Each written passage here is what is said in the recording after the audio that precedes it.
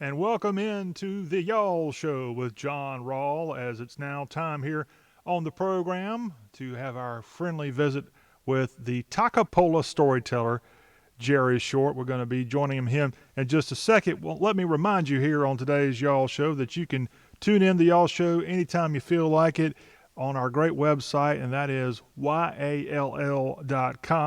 The ultimate guide to the South is Yall.com.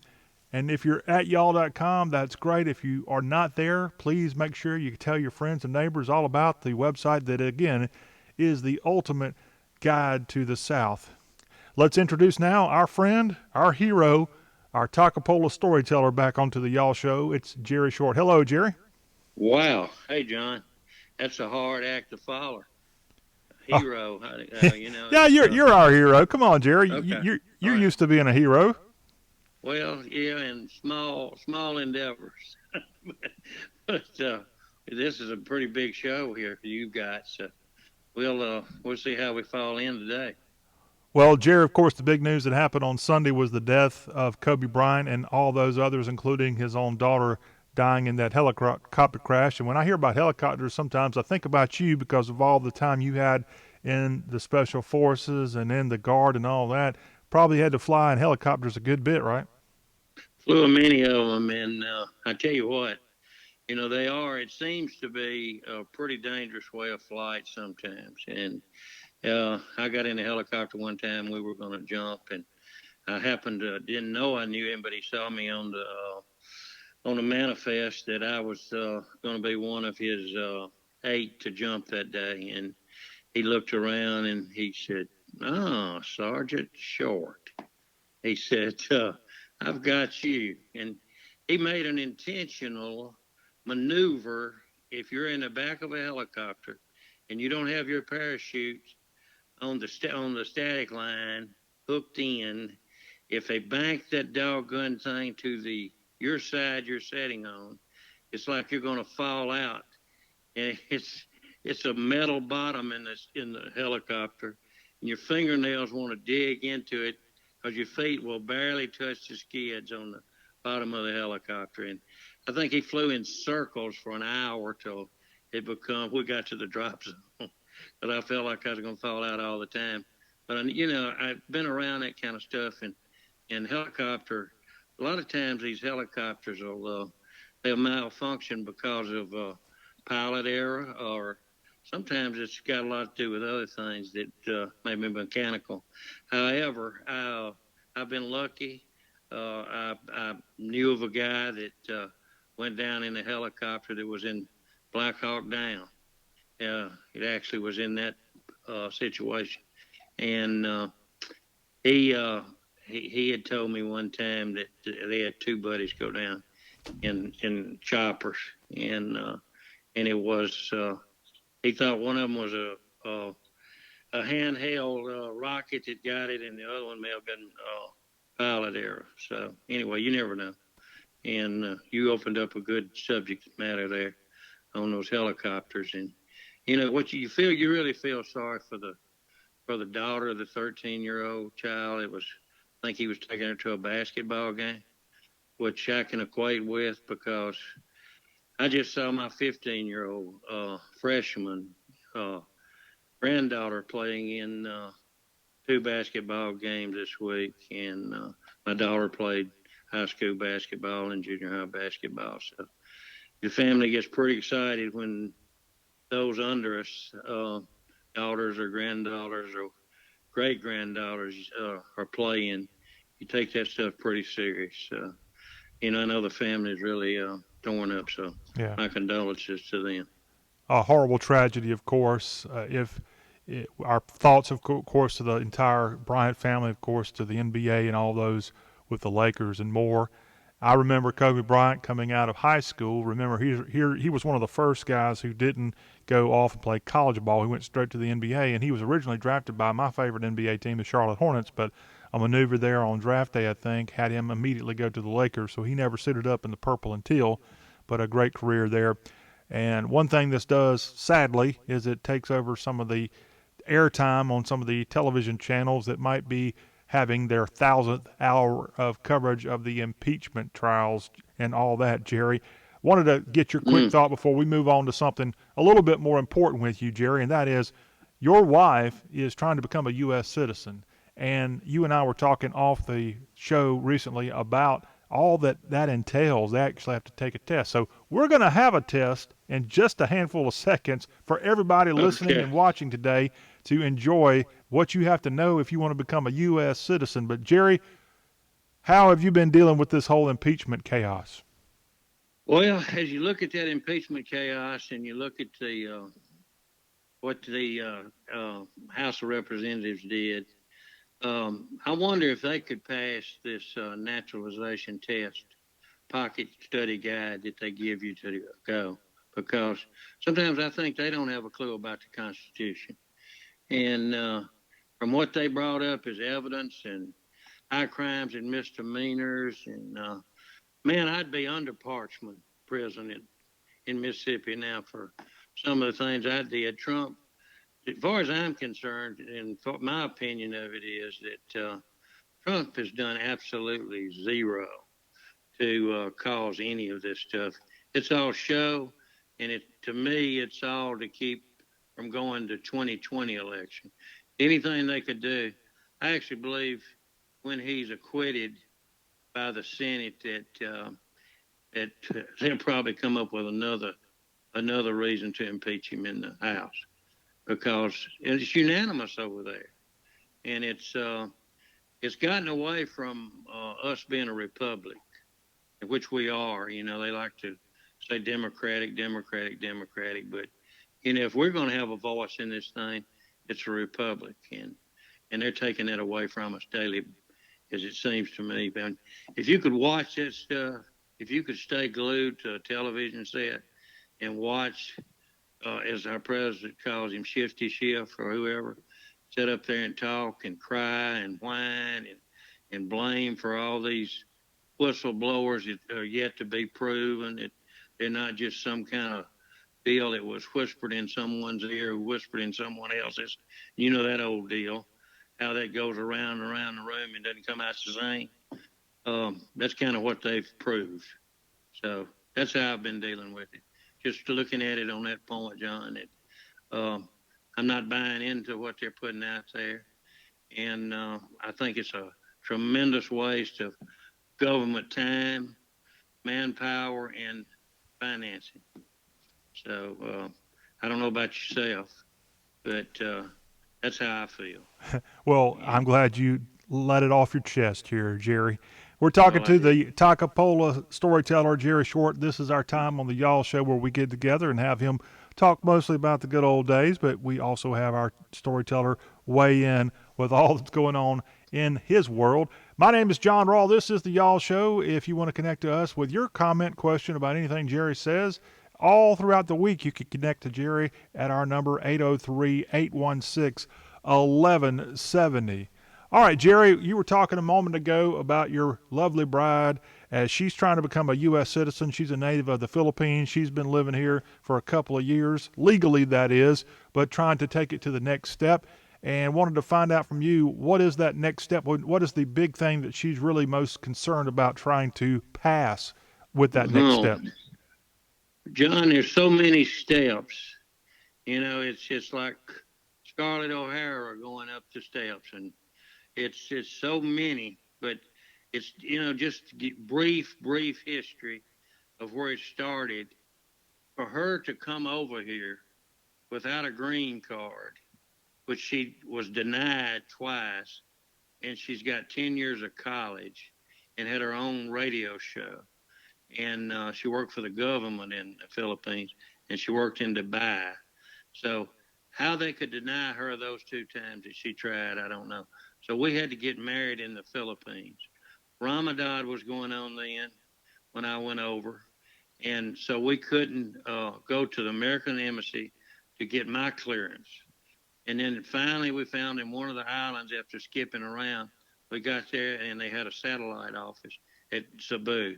We got to that island, and I don't know, it's a thousand and something islands in the Philippines and 70 something provinces. So you had to skip all around trying to find place that I could get cleared. Plus, then they want money. They want $400 or $500 from me to clear me to get married over there, and plus all the expense you entail. Then you finally you can get married, but then to get her over here to the United States with a 2 year green card, you have to go through all kind of stuff. We had to get a paralegal. We got a paralegal to handle it, and that's pretty expensive. If it was someone that had been through it before, so we got a cut rate, or it would have cost at least $25,000 to get to the part where you just start studying material for the naturalization test. But we did all that. And I had to produce 3 years of bank statements and 3 years of income tax returns before that she could come here to prove that we could afford for her to be here. Affordability was a big part with them issuing her that green card. When I understand there's areas that you can walk across into America free, but I'm not going to get into that, of course. So I just on this test, we get to, she does her biometrics where they do a background check finally after she gets a permanent green card. Every time you make a step, it costs money. And they went up 60% the first of the year on each thing. Something might cost 1,000, and then it goes up 60%. And then the next step would, be 60% more than what it originally was in 19, but in 2020 it's gone up. So then she did it. She did her biometric stuff, and she passed all that with flying colors. So the next step is to do the naturalization test. Well, thinking about the naturalization test and what you brought up earlier about the impeachment process, I got to wondering just how many of those senators and congressmen, especially, could pass this naturalization test. So I want to give you just a few high spots on the naturalization test. Well, Jerry, do us a favor if you don't mind. Let's take a quick break here on the Y'all Show, and we will continue with this test. I got to go to the bathroom and get me a little relief, and maybe get me what are some of the things you did in grammar school to get ready for a big I test? had lots of cheat sheets. Okay. Well, I got to go get my cheat sheet ready here, and we'll do that when the Y'all Show comes back. More of our conversation with Jerry Short and the big test of which you all need to know about when you want to get ready to become a U.S. citizen as we wrap up this Monday Y'all Show. Stay tuned.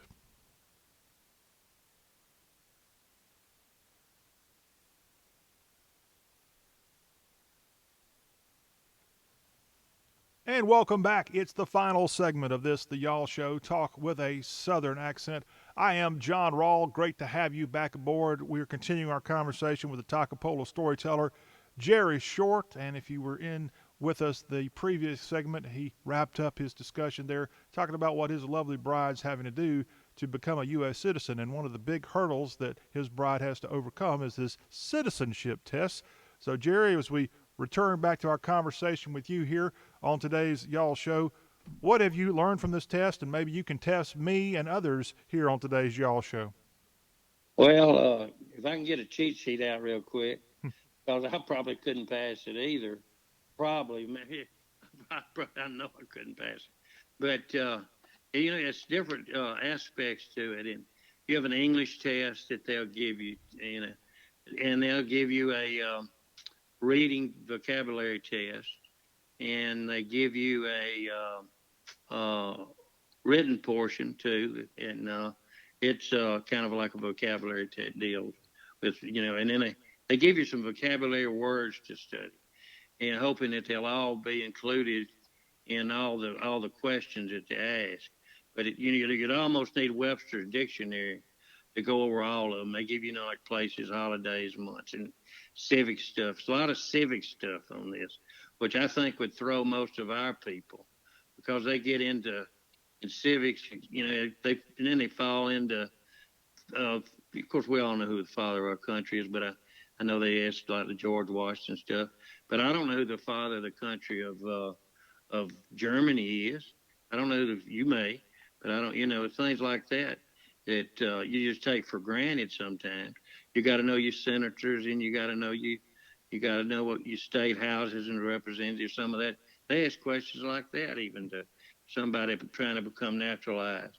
But as I was saying, they give you an oral test to start with, and that's pretty doggone hard because it's a situation where they set you down and they talk to you and make sure that you have fluent enough English to pass, and you can't mispronounce uh, words because they try to use the words that they give you in their so-called naturalization dictionary, and so it takes a lot of studying to prepare for this doggone thing. But if you were starting out, John, and you were going, starting in American government, and I see a brochure over here, I'm gonna pick it up and see what couple questions I might throw out there. I got it now. Well, here's one on American government, okay? And it comes under the civics test examination part. Well, American government, I mean, this is one of my favorite subjects. I ought to be able to ace this. Well, you'll ace this, no problem. I mean, some of them are easy for us, like what is the supreme law of the land? And what would you say? Supreme Court? Constitution. Oh, yeah. So, And deport me right now. start to deport you. Okay. And then, that's one that you'd think that would be the supreme law, but it's just along general parts of what may have happened and been brought to the Supreme Court. So overall, their answer is the Constitution. Makes And sense. then after that, it says, what does the Constitution do?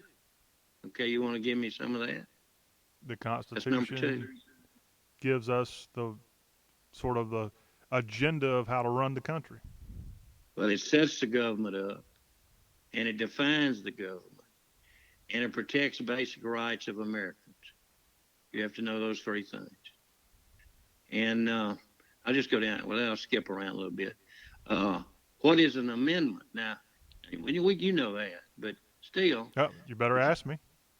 what is an amendment, Mr. John? Amendments are a change to the Constitution, and it's something that requires what more than 30 states to agree to after it passes the House and Senate and signed by the president. It still has to be ratified by the various states. I believe you had your cheat sheet on that one No, no because cheat you sheet. you had the first part of the answer is a change to the Constitution, and the second part was an addition to the Constitution. So that's all you had to know about what amendment was. And then they go into now this is one that you should know and you will know, but a lot of people wouldn't really know. What do we call the first 10 amendments to the Constitution? The Bill of Rights. See, now you're on target, but I bet you could go out on the street in your town right now and ask that question, and uh, you wouldn't get a 70% correct answer. I'm just, I don't think I would, and that's one that we should always know. Now here's another one that I didn't know, um, and I'm just now looking at it for the first time. But how many amendments does the Constitution have? I think they're up to 27. I better get on another subject. You're starting to do pretty Are we good. going to You're deport starting, me or you or both of us? well, I'm gonna have to be reported on that 27 because I didn't. But Do we have the the last answer? one Is it I remember 27? is woman suffrage. And I don't know what number that was. But then, what does the Declaration of Independence do? The Declaration of Independence was our sort of notice to Great Britain that we wanted to be our own country. Independence. That's right. It's just what it says.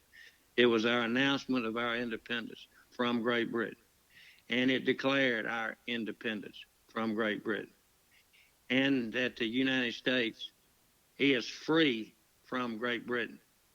So obviously, Great Britain was our dead number one enemy when the Declaration of Independence was written. We didn't worry about any other part of the world, obviously. And I'm gonna skip way on over in this now in the civics part, but it goes into such stuff as um, what are the two parts of the U.S. Congress? And we talked about that earlier, but you got to know it. You know what they Hey, are. hey, can I answer that? You can. I'm gonna give you that one. House and Senate. That's exactly right. Now I'm gonna look for one that you might not know. All right.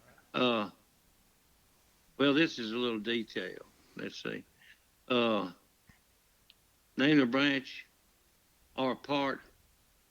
Name one branch. That's pretty easy though. I'm not gonna do that. I don't want you to have easy. Uh, what is economic system in the United States? Economic Now system. that's kind of tricky. What is the economic system in the United States?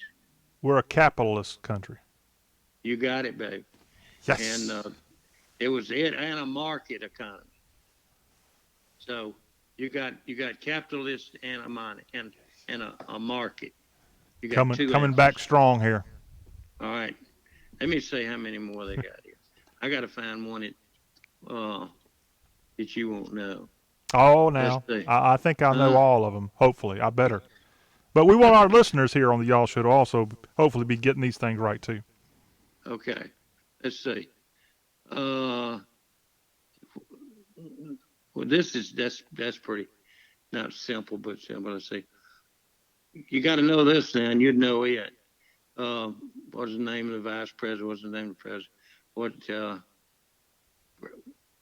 Oh, this is a good one. If the president can no longer serve, who becomes president? That would be the vice president. And I threw that in there because that's what the one branch of the Senate is pulling for right now. Uh, Well, if they want the vice president to then be disqualified because I don't know if this is your next question. Who is the third in line, and that would be the House Speaker. well, there's one way around that. The vice president, if he becomes president, he can nominate a vice president immediately. And Spiro Agnew, back in the Nixon day, Mm-hmm. he was taken out, and he appointed Rockefeller. Ford. Ford, wasn't it? No, Rockefeller was a.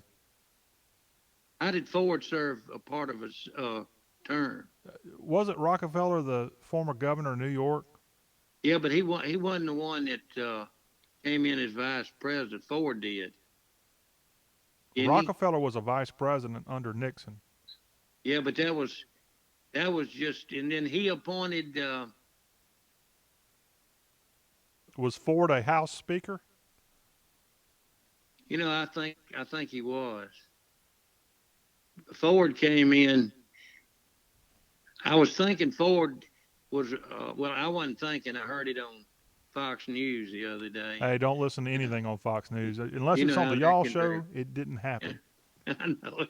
But anyway, they said that whoever the vice president was that come up, he could appoint somebody immediately, and then if they removed him, but the same process, the next guy that was vice president would become president instead of the Speaker of the House.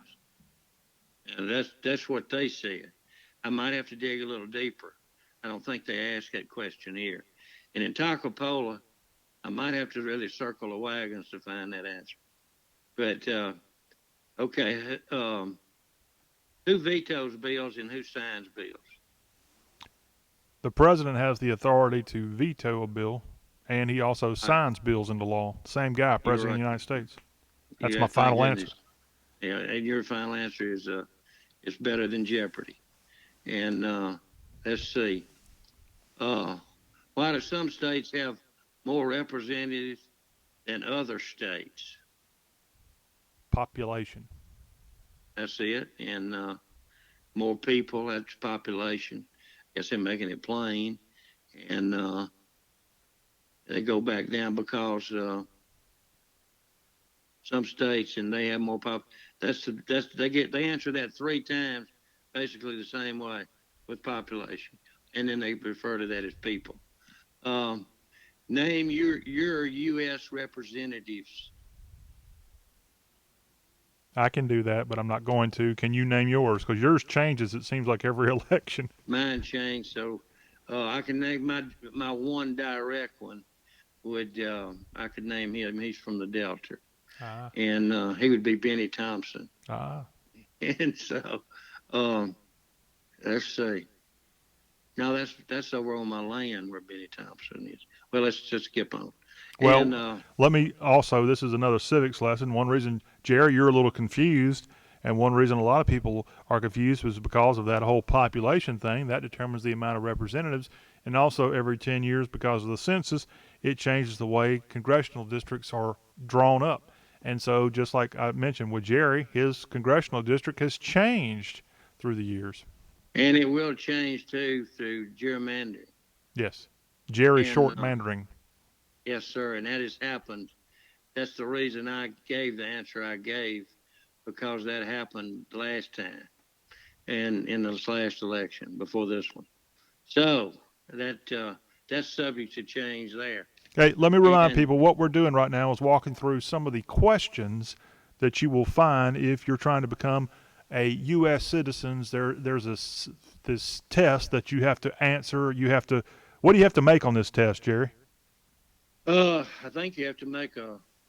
Let me refer to my wife. She's been studying. What do you, son?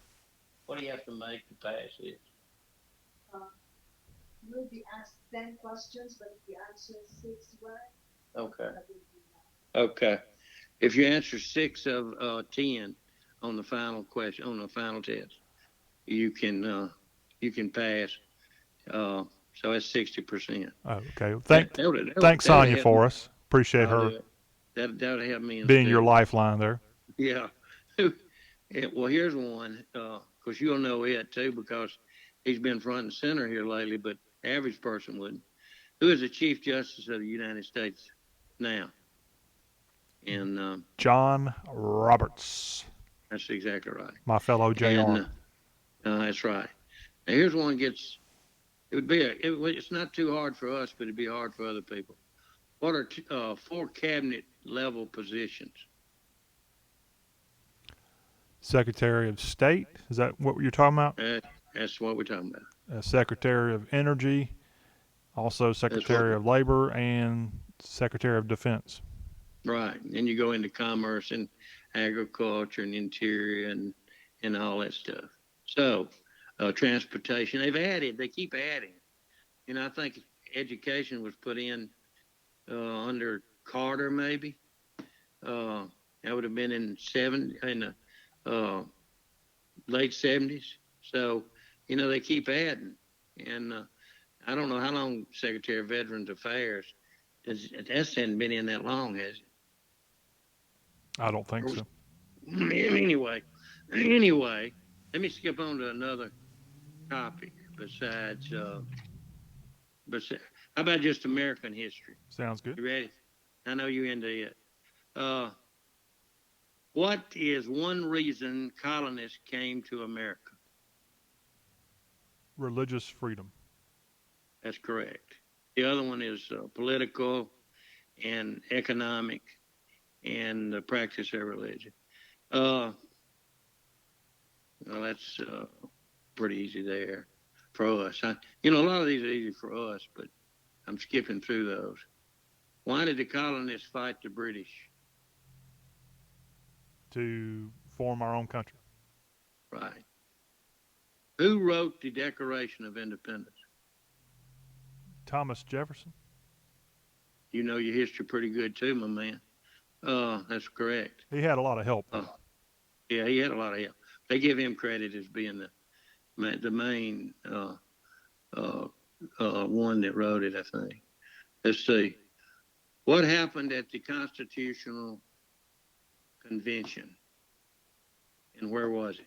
It was in Philadelphia, and that's where the Constitutional Convention would have been after the Revolutionary War came to a close. So you're talking early 1780s, I think, and that's where they came up with the map for the way this country was going to be governed. That's true. It's the way they word it is the Constitution was written in Philadelphia, and the founding fathers wrote the Constitution. Um, so what? Okay, wait. Here's one then. When was the And Constitution? let me clarify, this was Philadelphia, Pennsylvania, not the one in Mississippi. I, let me look back on my cheat sheet. Yeah, you're right. Okay.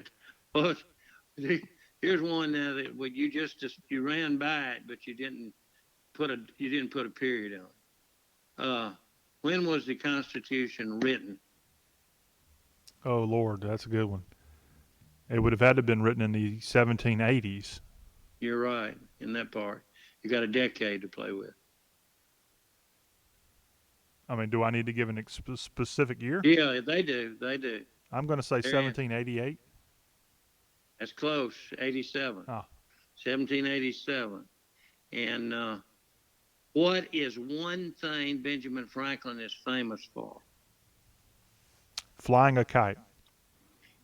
That's one thing, but they don't list it. And they don't even say it had a key on it. So, what's another one? Benjamin Franklin. Benjamin Franklin. Yeah. I assume he must have been one who pushed for a bicameral government, meaning a Senate and a House.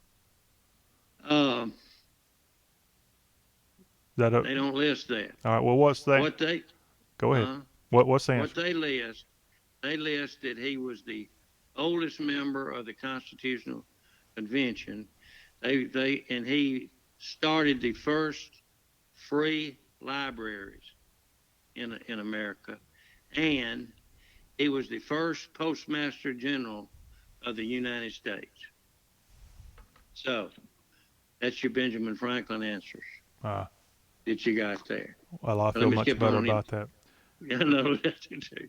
You know, they need to know that when they come in here. So, you know, if you're going to come, let's know what Benjamin Franklin started some libraries. Uh, Which when one? did I'm the gonna throw in one thing. A lot of people think, well, if he was around during the American Revolution, he must have been some kind of general or whatever. No, Benjamin Franklin spent most of the time when we were fighting against the British in Paris, of all places, and That's perhaps in absolutely true. London too. But I know he was in Paris a good bit. I thought he was an ambassador to Yeah, France. he was trying his best to help the French get on the American side, and they ended up helping out. Believe it or not. All right, here's one you'll know.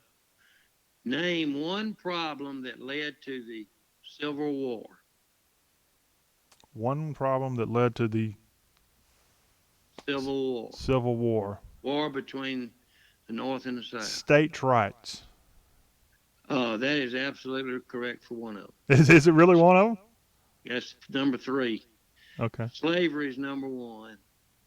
Economic reasons are number two.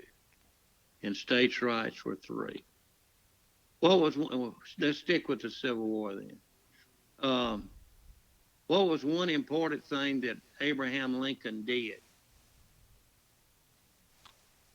Uh, during the Civil War time period? Yeah, Well, I guess one thing he did is he went to war because had he not gone to war, the South may have just been able to get away with forming its own country when we would be in the you're Confederate States today. you're right. They have three things. He saved the Union. He led the United States during the Civil War. It says he led them, and he freed the slaves with the Emancipation Proclamation. That's not technically totally accurate. He only freed those in states that had I been know, liberated by the Union Army. absolutely true. Because the next question in history is 76. What did the Emancipation Proclamation do? It freed slaves that were in states that the Northern soldiers had come and liberated, meaning in, let's say, a state like Delaware where slavery was legal, it did not free the slaves there. He said, they say in this Emancipation Proclamation answer, freed slaves in the Confederacy, freed slaves in the Confederate States. Huh. And then it says freed slaves in most Confederate States. Now, how do you come up with freed slaves in the Confederate States and then freed slaves in most southern states. Are they considering Maryland and Missouri? I, I don't know what they're considering. Jerry, we need to wrap up with you. Again, remind everybody what the questions you just asked were technically and what kind of quiz asked by the government. Well, they in a booklet that they give you before you take your test to become a natural citizen. It's called "Preparing for the Naturalization Test," Ah, pocket study guide put out by the U.S. Census and Immigration Service. And my wife is in the middle of that, and it's 1,000 questions in this brochure. well, So we hope she does well. Do you think I did well enough to stick around here in the good old U.S. of A. a few more years? yeah, I should have got you down to holidays and and and uh, and let's see what else did they have. It would have been good for you. Uh, oh, the geographic part of it. But see, it even asks what the longest river is and stuff like that. So they cover all the bases on this. Well, Jerry, we appreciate you sharing that with us here on the Y'all Show, and we look forward to getting you back here again. And good luck to your bride as she has this test forthcoming, and maybe she'll be able to pass it and have that great privilege of being an American citizen. Thank you so much, John. I enjoyed it. All right, And Jerry. let me get my cheat sheets ready for the next test. Next Jerry Short, examination. everybody. Well, that will wrap up our Y'all Show here for this beginning of the week, Monday edition of the All Southern program. We'll be right back here on Tuesday with more great Southern goodness, including our barbecue barrister, Matt Hermans, who will get it all broken down for us for Super Bowl 54. Until that time, y'all have a great rest of y'all's day.